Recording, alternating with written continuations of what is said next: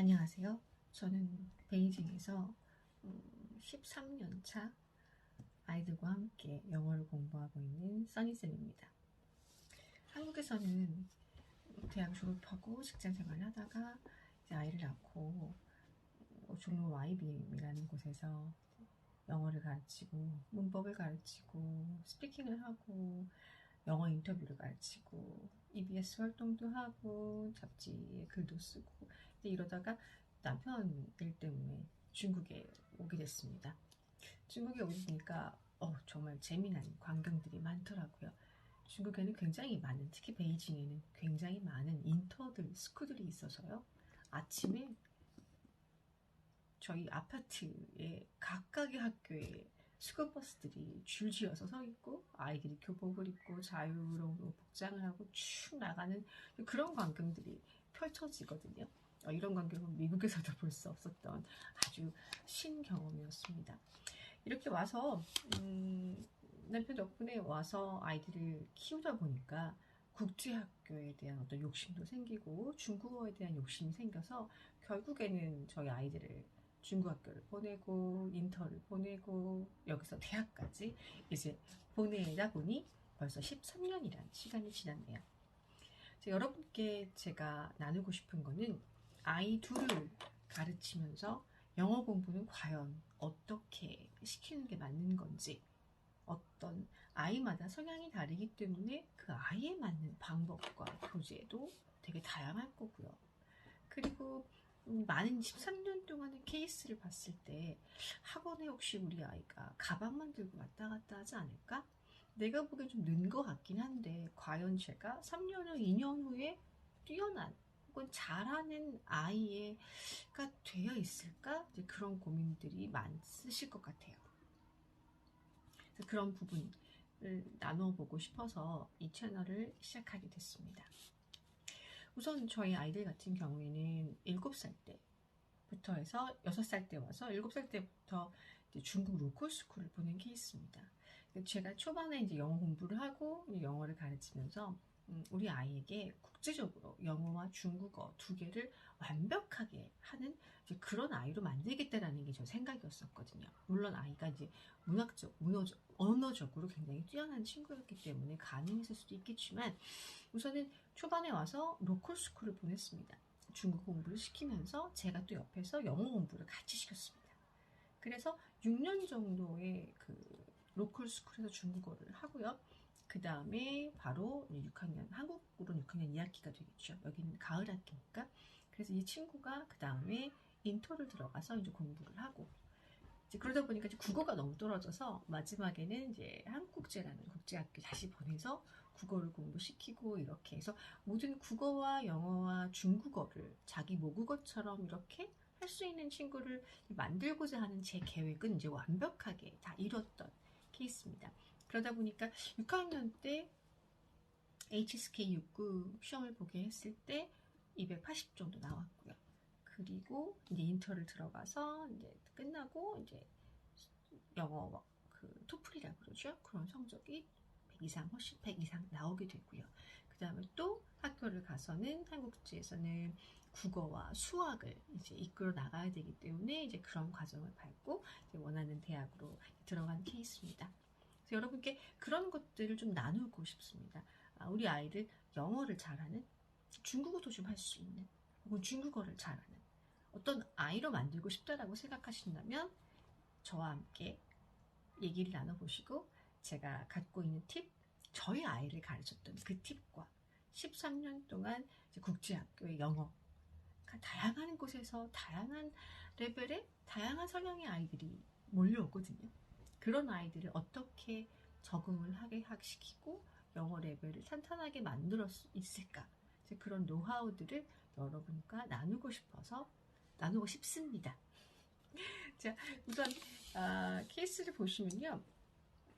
이곳은 우선 굉장히 많은 인터들이 있습니다. 인터를 선택할 때 규모, 이런 거 나와 있는 것만 보시는 게 아니라 우리 아이 성향과 맞는 학교들이 있습니다. 이 지금 베이징에만 하더라도 학교가 굉장히 다양합니다. ISB도 있고요. 영국계, 미국계, 캐나다 학교, 학교 시작해서 뭐 중국, 쌍화, 뭐 여러 한국 국제도 있고요. 그리고 뭐 로컬스쿨도 있고 다양하게 많습니다. 그런데 아이의 학년에도 맞아야 되고요. 아이의 성향과 영어 실력에도 이제 맞아야 되기 때문에 그런 것들을 잘 선택하는 것도 되게 중요합니다. 간단하게 지금 말씀을 드리자면 이제 ISB 같은 ISB나 웹 같은 이제 학교가 있거든요. 그런 학교들은 이제 미국식 교육을 시킵니다. 그러다 보니까 자유로움과 뭐 편안함. 그래서 초등교육 5학년 때까지 6학년 때까지 굉장히 자유롭고 행복한 시간을 보냅니다. 근데 갑자기 이제 7학년, 6학년 되면 딱 잡죠. 중등 교육을 시킵니다. 미리 준비하지 않으면 쉽지 않은 학교일 수도 있고요. 그래서 어머님들께서 우리 아이는 자유롭고 행복해야 돼. 그리고 우리 아이는 체육, 음악, 미술 이런 쪽의 경험을 참 많이 하게 하고 싶고 그리고 외국인하고도 이렇게 되게 인터랙트 뭔가 막 어울리는 걸 해주고 싶어 라고 생각하시는 어머님이시라면 미국의 학교가 맞습니다. 자, 대신에 그래도 나는 중국까지 갔고 인터에 들어갔는데 영어는 확실하게 잡아야 될 것 같아 라고 생각하신다면 영국계 학교들이 있거든요.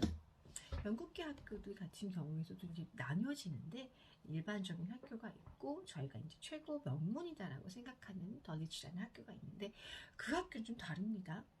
그 학교는 아이들 학년마다 영어도 레벨이 있고요. 심지어는 수학도 레벨이 있습니다. 수학도 3단계로 나뉘고요. 그리고 3단계에서도 제일 높은 반도 2단계로 나눠서 학습을 시키고요. 2단계에서도 또 제일 높은 반은 고등학교를 가르치는 수학 선생님이 오셔서 그 아이들과 토론 같은 걸 하는 시간도 있습니다. 그만큼 되게 세밀하게 영어도 분반이라고 할 수 없는데 그 어린 친구들 같은 경우에는 같은 클래스에서 테이블을 나눠서 하다 보니까 이런 것들에 상처를 입지 않고 좀 잘할 수 있을 것 같은 학생이라면 추천할 수 있습니다만 그렇지 않다면 아이에게 좀 상처가 될 수도 있고 많이 힘들어할 수도 있지 않을까 싶어서 학년에 맞는 성향에 맞는 그런 학교를 선택하시는 것이 굉장히 좋습니다. 그 외에 쌍화학교라고 해서 영어와 중국어를 함께 하는 학교들이 있습니다. 영어와 중국어를 함께 가져가다는 욕심이 있으신 분들은 선택을 하시죠. 그런데 아무래도 영어 같은 경우는 50% 정도가 있고 중국어로 좀 많이 하다 보니까 인터만큼 영어 실력이 되기는 쉽지 않습니다. 중국어도 하기 때문에 욕심이 있으신 분들은 이제 그렇게 하고 물론 공부는 굉장히 빡시게 수업 공부량이 많습니다. 그래서 어머님께서 선택하실 수도 있으시고요. 로컬 스쿨 같은 경우에는 갔으니까 로컬 정도는 해야 돼. 우리 아이는 적응할 수 있을 것 같아. 라고 생각하신다면 경험도 할 수 있고 좋을 수 있습니다만 4년 정도가 좀 부족하더라고요. 저희 아이도 1학년 때부터 사실은 4학년까지만 다니고 인터로 보낼까라는 생각으로 시작했었는데 4학년 때도 언어라는 게 마무리가 되지 않습니다. 6년 정도는 확실히 해줘야 사실은 중국어가 확실할 수 있고요. 이런 부분은 아마 쉽지 않은 부분들이기 때문에 그렇게 제가 추천해드리고 싶지는 않습니다. 근데 요즘에는 국제부가 좀 약간 활동이 예전 같지 않아서 개인적으로는 추천드리고 싶지는 않고요. 중국어를 공부하겠다라고 하시게 되면 쌍화 학교를 제가 추천해드리겠습니다. 좋은 케이스로는 6년 정도 로컬 공부를 하고요. 그러고 나서 HSK 시험을 보게 되면 6급에 270 이상 나올 수 있습니다. 그리고 영어 학교를 한 2년 정도 보내시고요. 그 다음에 1년 토플 공부시키면 토플도 100점 이상 나올 수 있습니다. 그 다음에 결정하시는 거죠. 8학년쯤 중2 때 중3 바라보면서 우리 아이가 인터에서 IB를 공부를 시켜서 외국으로 보낼 친구인 건지 아니 이 친구를 한국 대학으로 보낼 친구인지에 따라서 결정을 하시는 부분이 생깁니다. 제일 중요한 거는 사실은 고등학교 때는 워낙에 아시겠지만 누구나 공부하는 시기고요. 가장 중요한 시기는 중등입니다. 중등 때 얼마나 준비를 하느냐에 따라서 아이비를 편하게 공부할 수도 있고요. 대학도, 고등학교를 준비하는 기간은 중등입니다. 저는 가장 중요하게 생각하는 부분이 중학교 3년이 가장 중요한 공부입니다. 중학교 3년을 공부하기 위해서는 분명히 초등학교 때 잘 기본기를 쌓아놓는 것도 굉장히 중요합니다. 그런데 한번 묻고 싶습니다. 우리 아이는 지금 가방만 들고 학원을 왔다 갔다 하는 건 아닐까? 우리 아이는 지금 숙제만 하고 있는 건 아닐까? 과연 우리 아이가 어제 학습한 것이 머릿속에 남아있을까? 얼마나 기억을 하고 있을까? 그럼 한 달 전에 공부했던 어휘라던가 그런 문단들은 잘 기억하고 있을까? 굉장히 많은 의문인데요. 상담을 하다 보면 그런 얘기 많이 하십니다. 한국에서 저희 아이는 특강을 놓쳐본 적이 없어요. 문법만 3번인가 2번, 3번 이렇게 가르쳤어요. 그런데 여기 와서 공부를 했는데 애가 왜 이렇게 못하죠? 영어 기본기가 왜 이렇게 없죠? 이렇게 말씀하시는 분들 많이 계세요.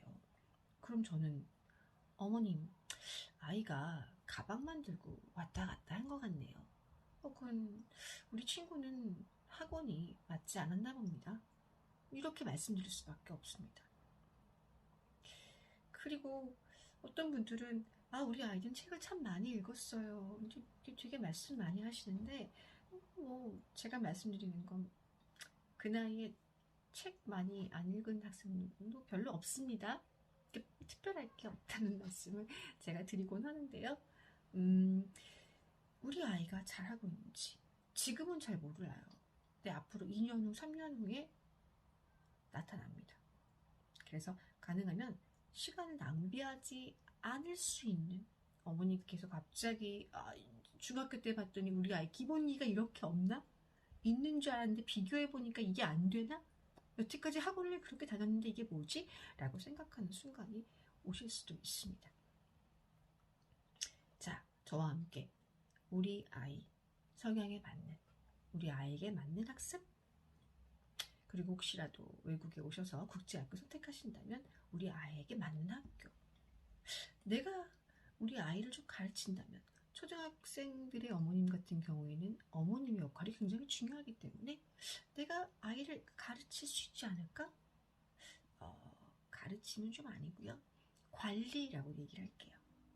우선 아이들을 잘 이끌 수 있는 선생님이 필요하고요. 어머님들은 그것을 옆에서 잘 관리해 주시는 관리자의 역할을 하시게 되면 아이의 성적은 오르지 않을 수가 없습니다. 게다가 우리는 지금 학교의 영어 성적을 말하고 있는 것이 아니라 아이가 영어 실력이 쌓이고 영어 리딩이 되고 영어 라이팅이 되고 영어 스피킹이 되고 그런 영어적인 실력을 쌓아야 되기 때문에 우리 모두 으쌰으쌰 해야겠습니다. 자, 오늘은 제가 저에 대한 설명, 저에 대한 어떤 소개를 드렸습니다. 그리고 앞으로 여러분들과 함께 어떤 것도 나눠야 될지에 대해서 한번 설명을 해드렸습니다. 자, 다음 시간에는 제가 여러분께 어떤 것들을 나눌 수 있을지 생각을 곰곰이 해보고서요 올려드리겠습니다. 저와 함께 아이들을 잘 관리하시고 우리 아이들 영어 실력 쌓을 수 있도록 한번 노력해 보십시다. 화이팅! 감사합니다.